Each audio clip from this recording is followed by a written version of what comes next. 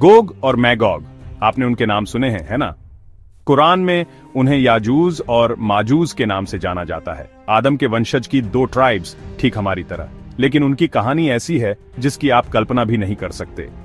मैं आपको धुलकरनैन के समय में वापस ले चलता हूं, जो सूरह अल कहफ में बताए गए एक शक्तिशाली और न्यायप्रिय शासक थे। जब उन्होंने पूरब की यात्रा की तो लोगों ने उनसे विनती की, याजूज और माजूज तबाही मचा रहे हैं, हमारी मदद कीजिए।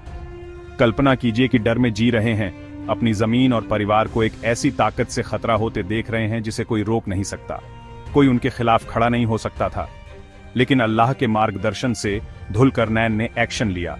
उन्होंने लोहे और पिघले हुए तांबे से बनी एक बड़ी दीवार बनाई, याजूज और माजूज को उसके पीछे बंद कर दिया, एक ऐसी मजबूत रुकावट जो सदियों से टिकी हुई है।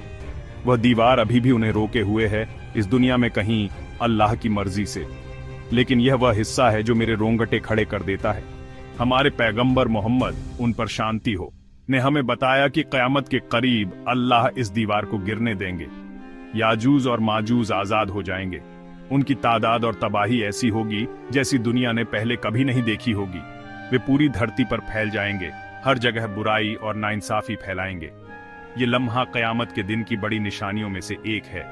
ये एक वेकअप कॉल है, अल्लाह की ताकत और आखिरत की हकीकत की याद दिलाता है। जब हम याजूज और माजूज के बारे में सुनते हैं तो यह सिर्फ अतीत की कहानी नहीं है, यह हम में से हर एक के लिए एक चेतावनी है। क्या मैं आखिरी दिन के इम्तिहानों के लिए तैयार हूं? क्या आप हैं? कुरान और हदीस सिर्फ इतिहास के सबक के लिए नहीं है, वे सोचने समझने के लिए हैं, अपने दिलों और कामों को तैयार करने के लिए। जब हम गोग और मैगोग के बारे में सोचते हैं तो हमें याद रखना चाहिए, अल्लाह ही सब कुछ कंट्रोल करने वाला है। बुराई कितनी भी ताकतवर क्यों न लगे, उसकी रहमत और हिकमत ज्यादा बड़ी है। तो आइए इन निशानियों का इस्तेमाल करके उसकी तरफ लौटें, अपने ईमान को मजबूत करें और जो आने वाला है उसके लिए तैयार रहें। क्योंकि जब निशानियां दिखेंगी तो सिर्फ दुनिया ही नहीं बदलेगी, हमारी रूहें सबसे ज्यादा मायने रखेंगी।